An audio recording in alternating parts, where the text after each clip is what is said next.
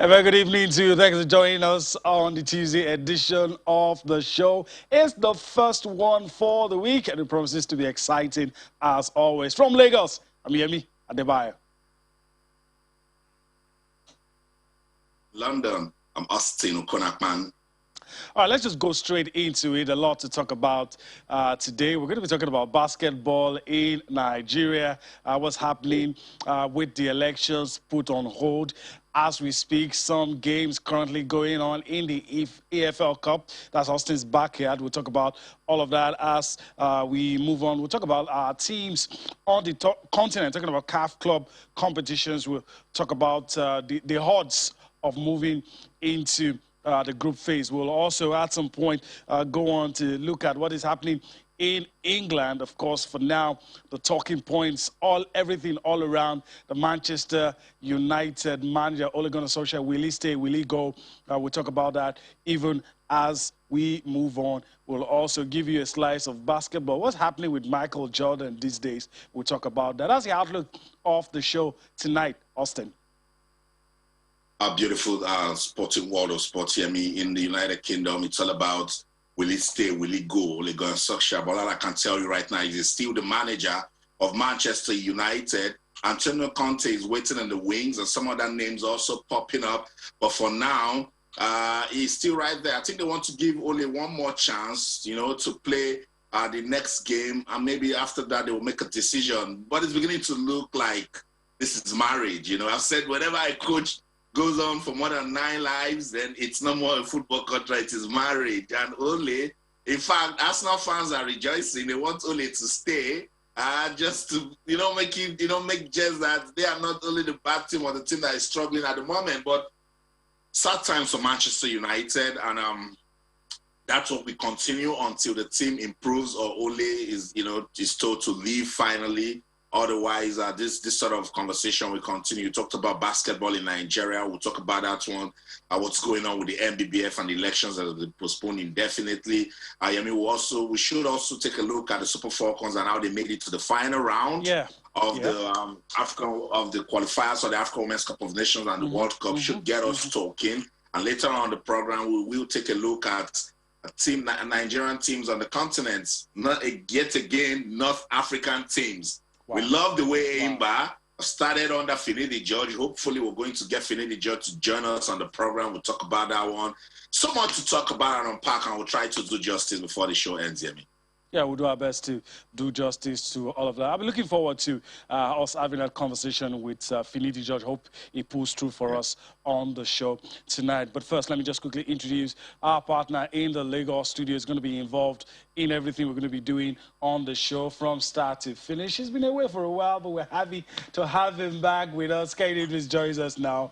Kaide Idris, good to see you. Thanks for being with us on the show tonight. It's good to be here, Yemi, and like you said, like a self-hiatus for 2 editions. I'm a regular on the Tuesday edition, so it feels good to be back. And I love the outline. I think the MBBF election saga story, some people call it chaos, some call it turmoil, whichever name you want to call it, is really, really getting us sad. And if you go foreign, I think Ole Gunnar Solskjaer is a cat with 30 lives, not 9 lives now. Do you think he's a dead man walking like some people think? It looks like it. But I think when you hear sight and sound from the management, it looks like nothing has killed him.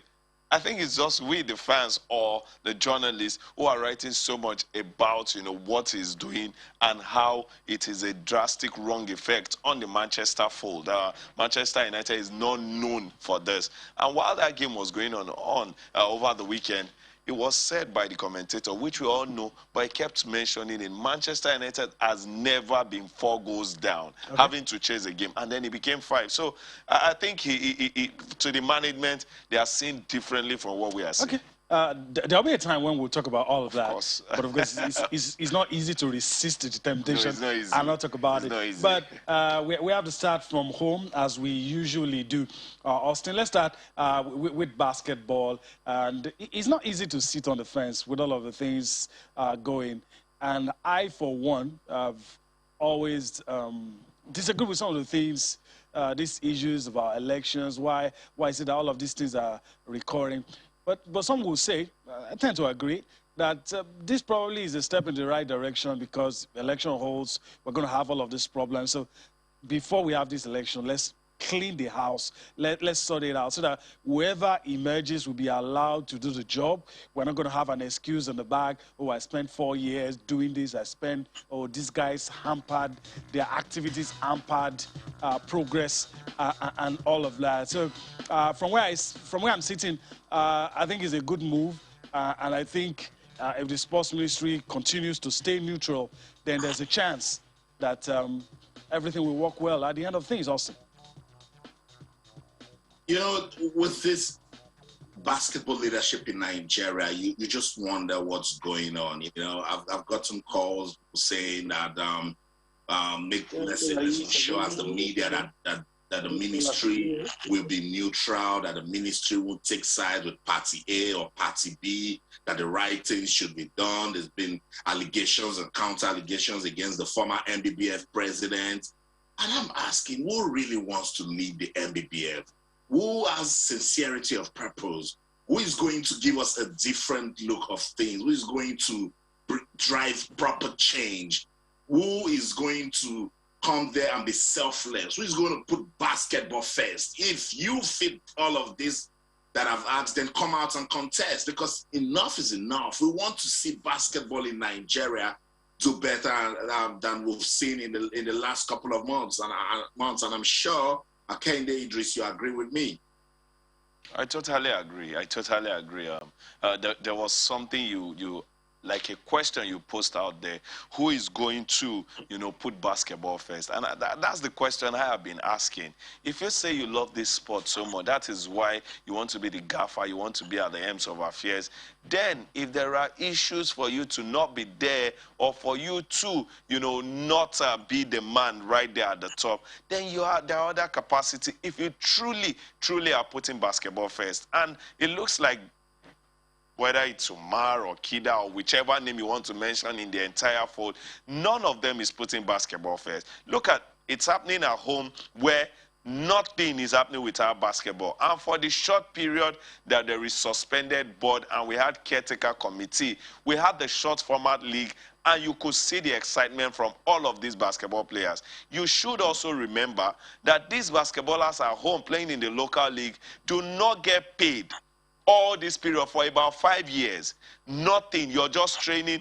I'm looking at you putting yourself in their shoes. They train every day. They've got responsibilities. Some have families already. And you don't get a dime for all of your effort, because there is nowhere you display or show what you can do. Your clubs cannot continue to pay because they are not even getting anything from anywhere.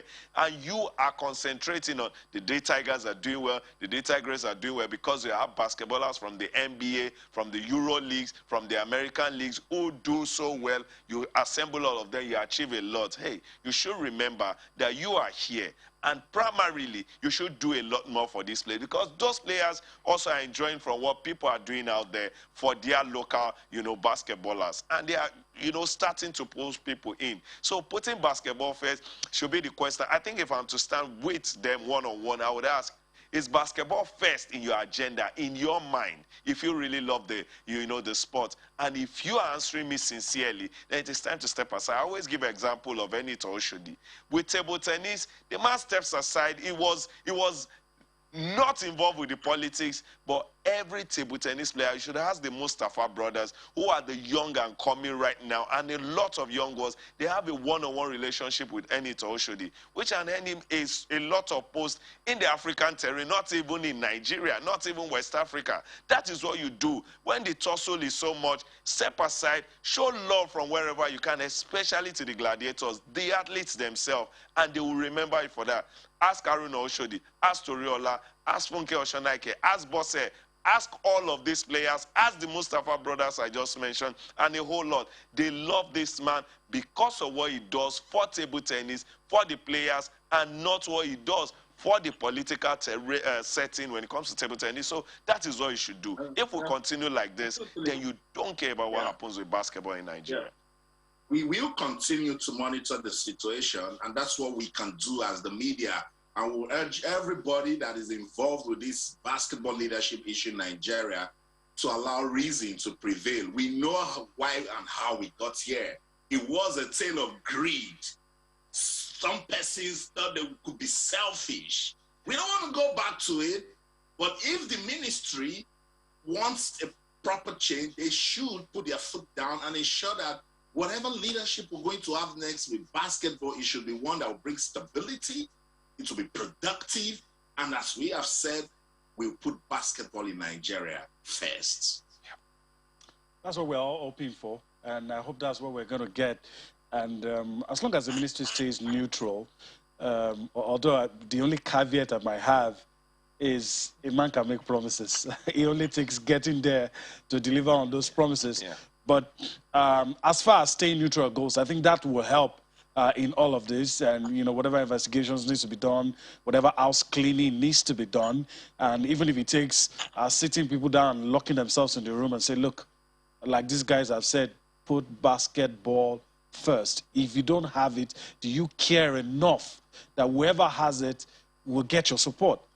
So if whoever is in charge doesn't get your support, then even if you're there, others won't support you as well. So that's a mix. And I'm hoping since the October 30 elections won't be going on, the time in between, those who are aspiring to posts could, just for the love of the game, like Kende said, like you were saying, put these players, the misery we've put them through is enough. It's enough, and think about them.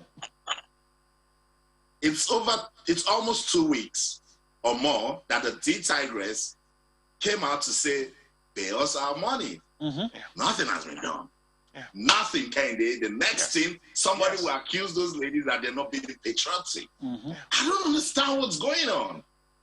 They already accused them. They already accused them, saying, you know, that it is an unfounded story. The money is so place and so place. We're waiting for the mail. A whole lot of stories that has to do with funnies. Like they say, the truth is very straightforward. Well, something that is right does not have bending. You just do it, and you even feel free. It feels very funny that these ladies have to come out and speak out. It is only in Nigeria where you speak out about what you should get for your own effort, because you put in your own shift, and then you become the villain. You become the wrong person. Why did they have to speak out? Why didn't you do this? Why didn't you do that? It's very funny. And Yemi was talking about how we should let truth prevail. You know, we should let this. I don't know if I'm involved in something for 4 or 5 years and I see the torso. I think shame should allow me want to leave it and say, okay, for this that I claim that I want to lead this thing to El Dorado, and maybe some people do not want to, let you just have it and let us all move on. All right.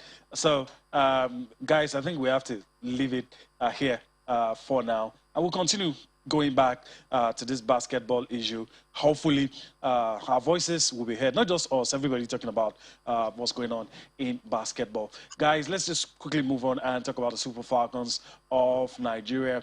The Nigerian Football Federation dropped the hints, while congratulating the team, dropped the hints that, look, we're going to help this team technically, whatever that means. We're going to rejig this team. And I'm actually wondering what that means. Is it going to be a change of personnel? Are we going to stop some players from playing? You know, there are talks about some are too old. I don't understand whatever that is, but maybe I'll get Kennedy's thoughts. When you hear rejig, when you hear help technically, what are some of the things that come to your mind? Yes, I listened to the technical head of the NFF, Mohamed Sanusi, and he was talking about, yes, amidst the euphoria of we've qualified for the next round, waiting to face the Lady Elephants of Cote d'Ivoire, who mindfully helped us to not be at the just concluded Tokyo 2020. So, you know, you understand what kind of challenge we have on our hand. And he's saying the team, the coaching crew,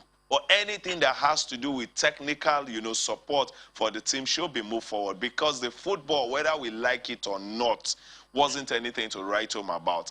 And we should cast our mind back to the first game at the Aisha Buhari Cup against Mali, and then we played South Africa that exposed everything that needed to be exposed in that team. Then we played the first leg against the Black Queens of Ghana, And probably the first half, where they lost concentration for 6 minutes, we had those 2 goals. They were the better side from the second half. And then, like a colleague of mine on the said, the third half, which is in Ghana right there, and then the fourth half, we were almost nowhere. This is not what we know about the Super Falcons. And I ask a simple question, starting from the coaching angle. How do you have a part-time coach? Well, they said he's not so much of a part-time coach. This man leaves his job after the qualifiers. He jets out to the US to go and take care of other things that he does there. This is a coach that should be a coach for you. Right now, he should be brooding. He should be worried about how the team is shaping out. And he is already thinking about how we would help the other team is handling. It's a whole lot of questions. Before you come to players, this is the first place. You start with management. You start with the coaches. Then you come to the players. Most of the time, the players interpret what you give to them, whether psychological interpretation, whether physical, whichever way, they interpret it on the pitch. Some things happen way before the match even starts. So the Super Falcons, I love the rejig talk, but which angle is what we're waiting to see. I hope it really, really starts with the coach and the management. Okay. Let me I'm not allow doing anybody's job tonight. Okay, you're returning the ball back to me. I was about to ask you what do you think those words mean. But whatever it means, I'm not going to put words. We'll just wait and see. We can all agree. We can all agree, even if our areas of even if the areas we think needs help is different, but we can all agree that what we are seeing from the girls is not what we should be seeing. So whichever way we want to solve the problem, just go right ahead and solve the problems. But definitely the gap is fast closing, and we need to be smart enough to realize that and be worried. Be worried. The coach should be worried. The players should be worried. The NFF should be worried. All right, guys, let's move on. And let me allow Austin to do us the honors. Now, you talked about it earlier, and this is where I never always want our teams to be. And, you know, 4 will become 2, 2 eventually become 1. I hope it doesn't happen this time out. But when you see what we are up against, you're going to have a deep sigh. I mean, you look at the teams we're up against. There you have it. I mean, Austin, in fact, let me just go and, you know, catch my breath. Let me allow you to talk about this. It's a tough one.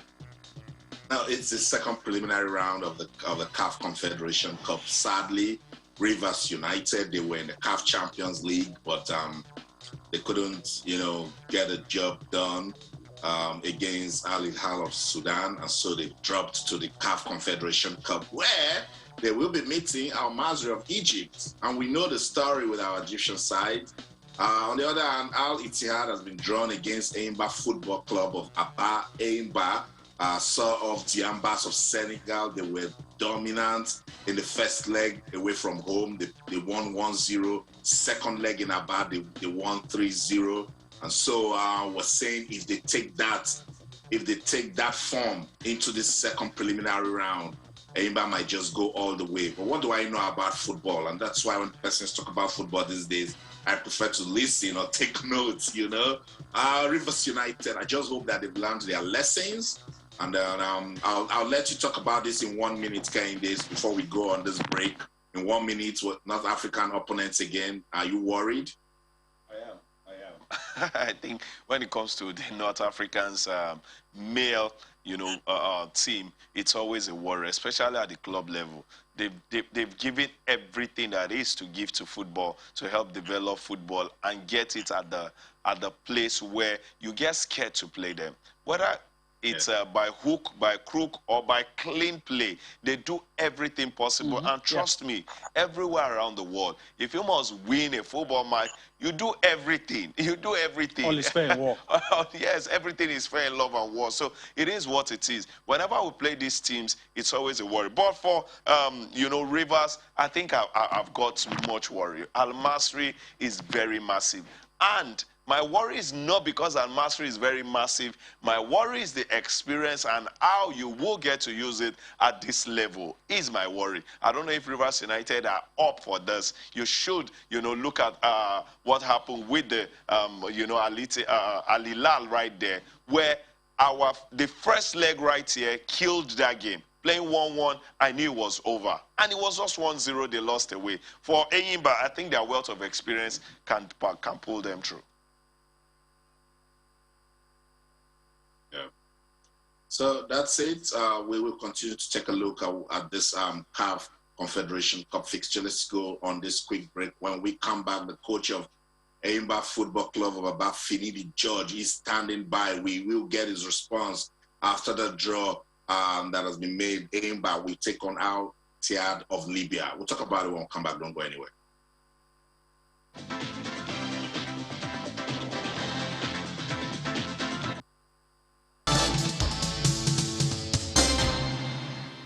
Welcome back, Sports Tonight, on your award-winning sports loving channels television. We're taking a look at the CAF Confederation Cup second preliminary round, and this is business time. Let's go to Aba. That's the base of Enyimba Football Club. Finidi George is the new coach, and in 2 games, it's 4 goals and 2 wins. So let's join Finidi George now to take a look at Enyimba's chances in the second preliminary round, where they will take on Al Ittihad of Libya. Good evening, Coach. Welcome to Sports Tonight. Good evening. Thank you for having me. Awesome, awesome. The last time I spoke to you was about last month. We didn't know then that you were going to join Enyimba. There were speculations, and because we're channels television, we don't speculate. We give the accurate news. So we were watching. So let me start by saying congratulations on this new role as coach of Enyimba. Thank you. Thank you very much for having me. Thank you. Awesome, awesome. And you got on the job and you started flying. What's working for you at Enyimba already? I think we've put the team in a good place. I think we've trained so well, despite the fact that we've not played any competitive game. The league has not started, like you know. So we just played a lot of friendly games to keep the players in shape. And I think they are doing the right thing at the moment. We are playing to our formation. We are patient, and yeah, that has been helpful a lot. Awesome, awesome. The way you solved Diamba's FC of Senegal 1-0 the first leg. I spoke to you right after that match. You said it was difficult, particularly at halftime. Your team improved in the second leg. They won 3-0 in Aba. What were the lessons from that win that you can take into the second preliminary round? I think we have to be patient. We shouldn't play out of formation. That is important, especially when you play these North African teams. You have to keep your formation very, very well. Play together when you're attacking and when you're defending. So if we are able to do that in the next game, I think we have a chance. Our problem has been tactics. Tactically we get it wrong. So I think we are here to get that right. So I think the players are responding very, very well. And hopefully, by the time we get to the next game, we must have played some league games. Hopefully, we are yet to start the league here in Nigeria. So we are still assessing the players with friendly games. And, hopefully, before that game, we'll be ready, for that challenge. Yemi from Lagos. Let me just throw one in quickly. And this is what we always do to coaches and ask them, how much do you know of your next opponents? I know it's, well, you could say early days, draws just made, but do you know a thing or two about them? And, I mean, what's the approach going to be like? Yes, already since the draw came out this evening, we've been searching, so I've seen a lot of clips, but not full games. I've seen a lot of clips about how they play, so definitely we'll prepare our players on the tactical side of it and make sure we do our best, to have a good result over there. Let's bring it back to the basic foundation, which is the league. The league is not on in Nigeria. We don't have a definite date when it's going to start. How much of a disadvantage is this? It's a big disadvantage because we can't really assess players. You know, when you play friendly games, you can't really see much because it's just friendly games. You know, we need competitive games. And since the league is not on, we'll keep playing friendly games and see how we can get the fitness level of the players at the highest, you know, so that we don't run into problems. One more about Enyimba Football Club, then we'll wrap this up. Do you have the sort of players you need to execute this second preliminary round mission? Are you comfortable with your players' performance? Yeah, we are comfortable. We like the way they played against the Ambas. And I think we'll keep playing some friendly games to really assess them. And by the time we get to that game, I think we'll be able to come up with a good team that can match them. I think that's what we'll do at the moment. Since the league is not on, so we'll keep playing these friendly games to make the players get the players fit and make sure we pick a very good side, you know, to match them. I'm about to let you go, but I won't do that until you answer this. How did you feel when your players scored that first goal in Senegal and they gave you that your trademark celebration? Yeah, I was actually I did not see it because before the penalty I didn't want to have a look at the penalty. So I was backing the goal. So when they scored and they celebrated, I turned, and that action was over. You know, so it was later they told me, and I told them I was going to find them. You know, so they all laughed about it. Please don't find them. That celebration is here to stay. El Finito. Finidi George, thank you so much. We wish you all the best at Enyimba. We're proud of you and keep developing football in Nigeria. Thank you very much. Thanks for having me. Awesome. That's it. Co-head coach of Enyimba Football Club of Abab, Finidi George, Super Eagles legend. Been there, done that. We love El Finito anytime, any day. Kehinde, did he say things that excite you? Yeah. Yes, it did. It did. I think he touched on everything. Probably the questions were directed in the direction I had in mind. The league not being on is a top worry for me because they look like you play game in, game out, it keeps in shape. Like we say, 2 days of training is like 15 minutes of a real match. After 15 minutes, you understand, okay, those jokes you do at training grounds are, you know, nothing compared to this. So it's a lot of worry. But he's talking about how they've been able to make do with what they have on ground to their advantage. The question I would just have loved to ask is, losing to the North Africans on the regular, would it have been more of what they do or more of what we don't do? I think that question, you know, really gets me, you know, asking every now and then. I've not gotten suitable answer. Probably I've not asked insider. So it's touched on everything really for me. Beautiful. Yeah, it is beautiful. And I'm hoping, I love to see more of people like Finidi come back and take up roles, either coaching, administrative, whatever, but also people who are used to a certain standard.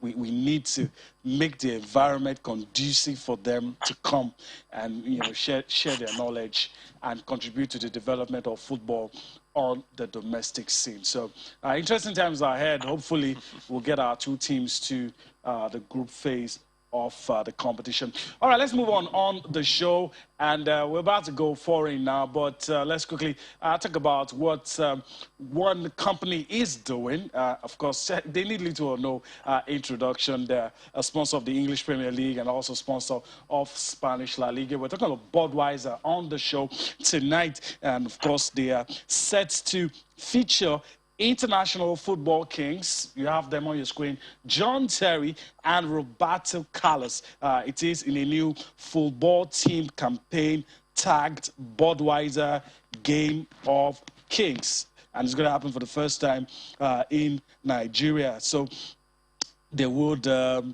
engage in a football game, these two, alongside the best of the NPFL players. You need to wait for it. It's not just that. They are also going to give the fans a chance to be a part of all of this. The fans will be able to call the shots and assume the coveted role of a manager and assembling their individual teams when they visit www.budweiser.com.ng/game of Kings. We're here talking about Ole. We're doing all of that. So put your money where your mouth is. So you're going to get a chance. So how are you going to get the chance? This is what you're going to do. Consumers can participate by entering the unique code under the Budweiser Crown Cock on the website or texting the code to the USSD 7827. Once they do that, they stand a chance to be selected either as team managers or get VIP invites to watch a match live in Lagos. Now, if selected as team managers, they'll be able to choose from a list of players in the different clubs on the Nigeria Professional Football League to form their first 11 team players who will feature as teammates to John Terry and Roberto Carlos during the match. So that's what's going to happen if they get. Otherwise, they would get VIP passes to be there. The Budweiser Game of Kings campaign will run from October to November 2021, and it's only open to individuals who are over the age of 18.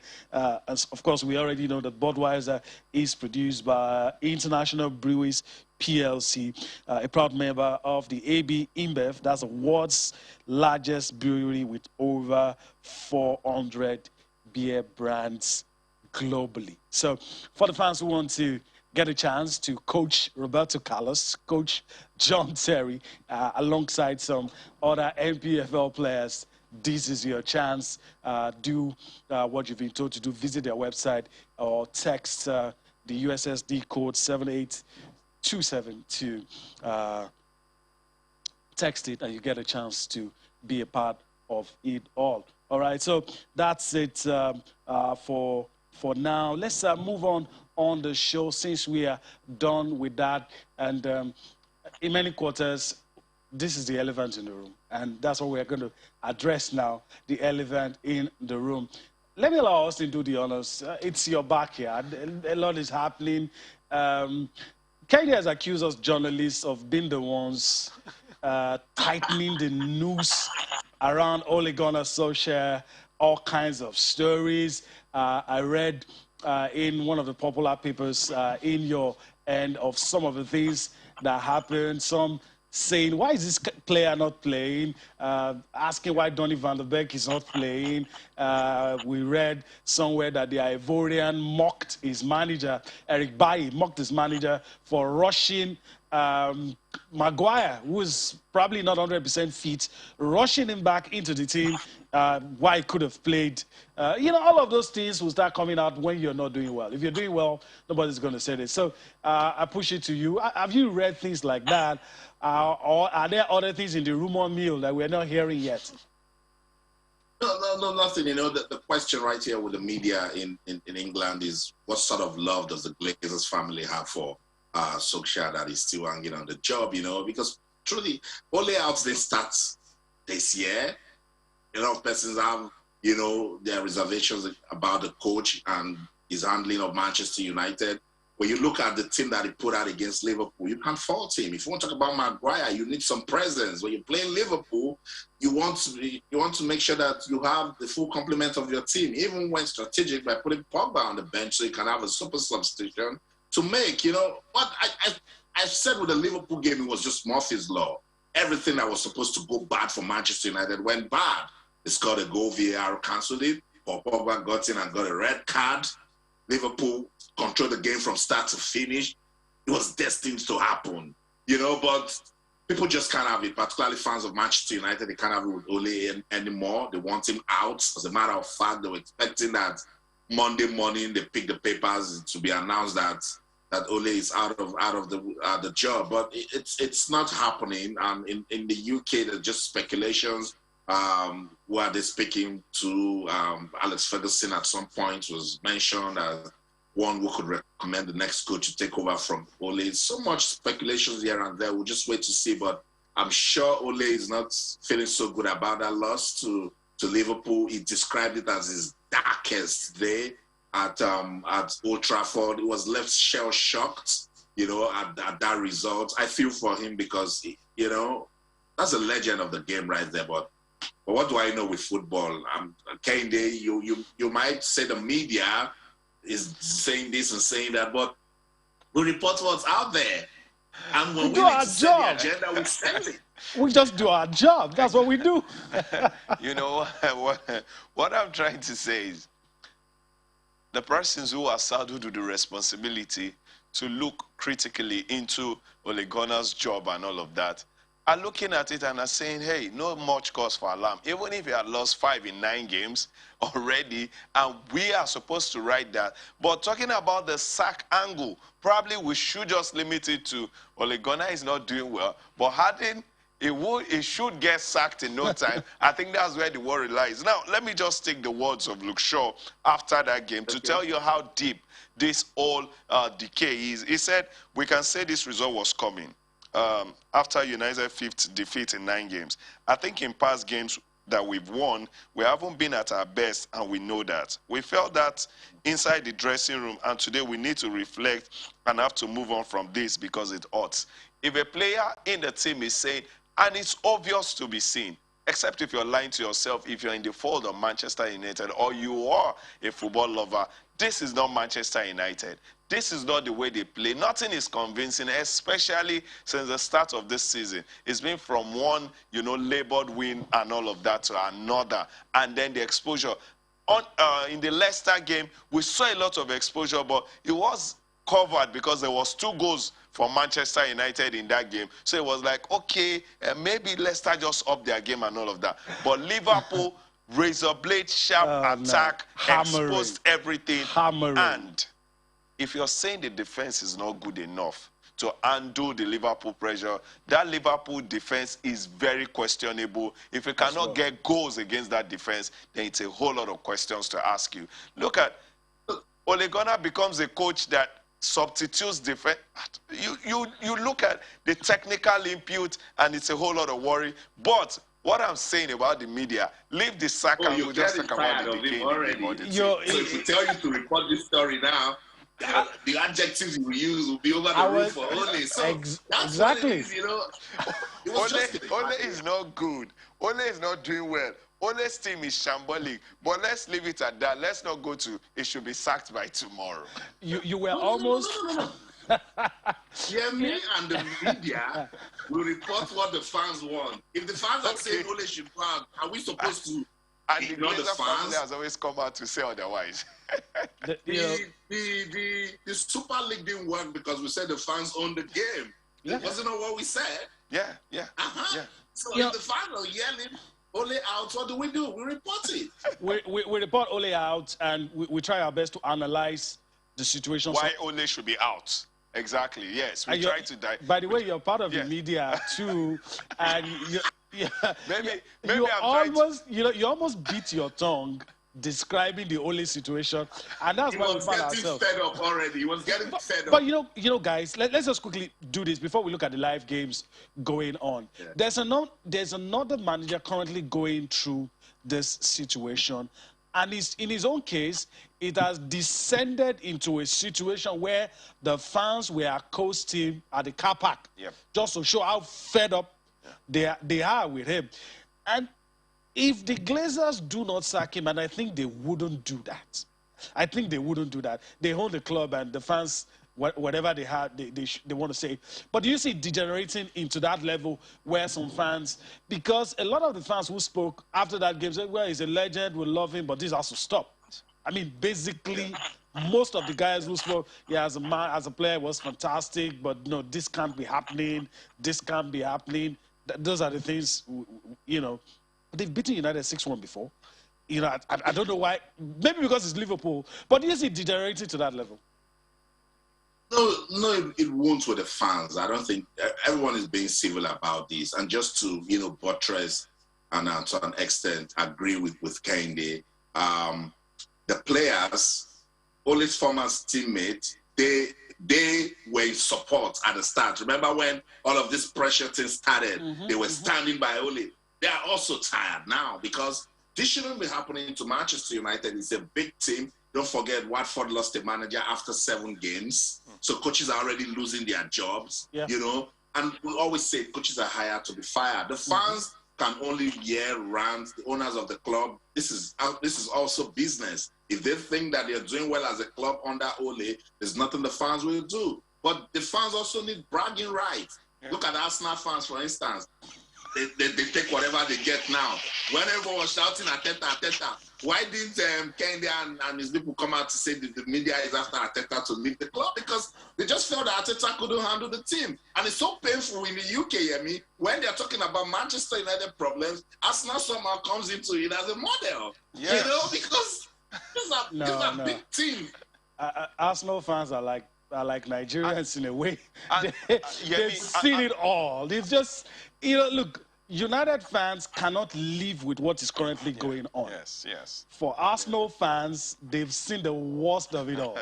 The worst of it all. The darkest of days. I mean, they just... And another angle to the problem that Ole is facing, or that the Manchester fans are actually having to go through, is we have 2 great managers available. There is Zidane on one side, there is Antonio Conte on the other.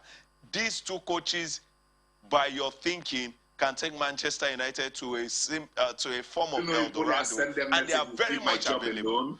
So you're thinking going through pain every day. When you have these 2 that you can, you know, get to... Only will reach out to them, leave my job alone.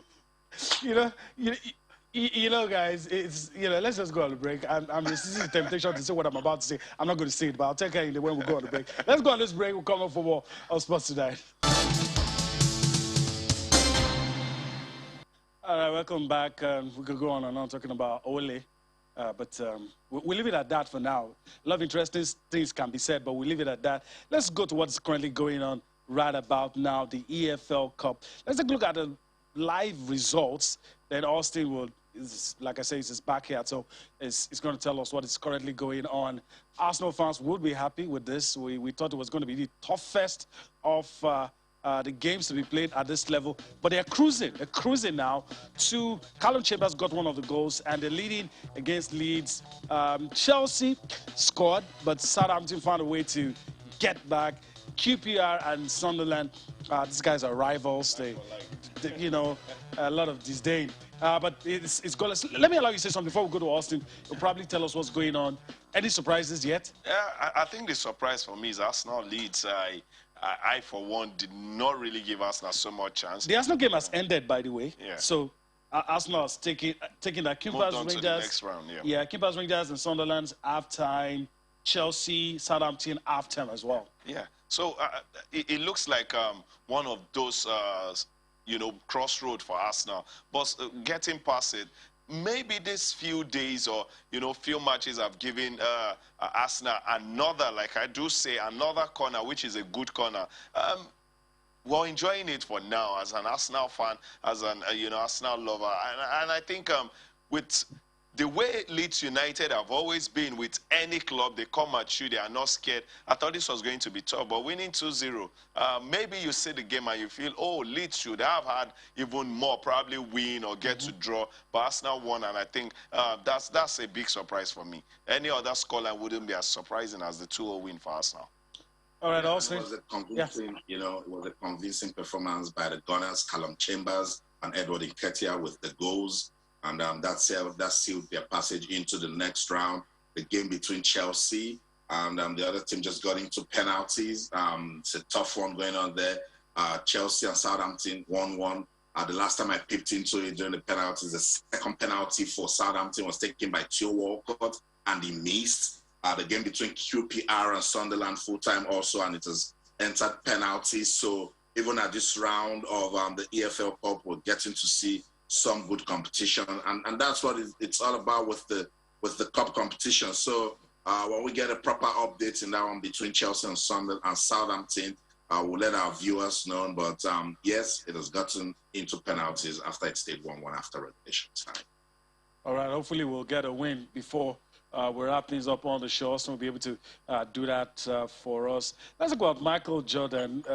What else can we say about Michael Jordan in his playing days? A lot of people still feel he is the greatest NBA player.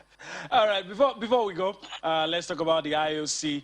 We're not going to be able to listen to Thomas back. We wanted to do that, but time not our friend on the show. But just to inform our viewers that the International Olympic Committee is letting everybody know that China is ready for the Winter Olympics. That announcement coming from no other person than the IOC president himself, Thomas Bach. Statement of intent. This is 2021. We're talking about 2022. China is ready. Quick one, Kende, before we wrap things up. No issues. No issues. And I love the fact that day in, day out, or will I use week in, week out, directions, what to do, logistical, announcements are being made. So you know where you stand and where you do not stand and all of that. And it's making everything come together as good. Also, a few days ago, it was pronounced, we know, but officially pronounced, China became the first to host the Winter and Summer Olympics, which is fantastic. And they are raring to go. We are all ready. And if Thomas Bach is coming out to sanction, then it's ready to host. All right, quick one from Austin. No surprises that China is ready? Say that again? I said no surprises that China is ready for the Winter Olympics. Of course, and they're looking forward to it. And we know that with China and infrastructure, we're going to get, fantastic Winter Olympics. Sadly, that's one that we don't really get, representative. Our bobsled team got us talking with the Pyeongchang edition, and hopefully we will get into the mix, because we keep saying that Nigeria is a big country, so sometime we might get more representatives in the Winter Olympics. All right, that's a good place to leave it on the show tonight. But first, before we say goodbye, I want to thank Kende Idris for his time on the show tonight. Kende Idris, thank you. Hopefully we'll do this again next week. It's good to be here, and thank you so much for having me. We'll definitely do it next week. Yeah, sure. Okay, all right. Conversation never ends. We'll take it out. All right, that's the show today. Thanks for allowing us to be a part of your day. We appreciate the fact that we enter into your homes without knocking on the door. It's a privilege we'll never take for granted. Thank you very much. We'll see you again tomorrow. I'm Yemi Adebayo. Bye-bye now. Was a good show. Just a quick update. Sunderland won that penalty shootout 3-1, and so they will advance. QPR out. It was a good show. Kende Idris, if the fans yell Ole out, we will report it. In London, I'm Austin Okorakwan, and everything you do, remember, keep talking sports. Bye for now.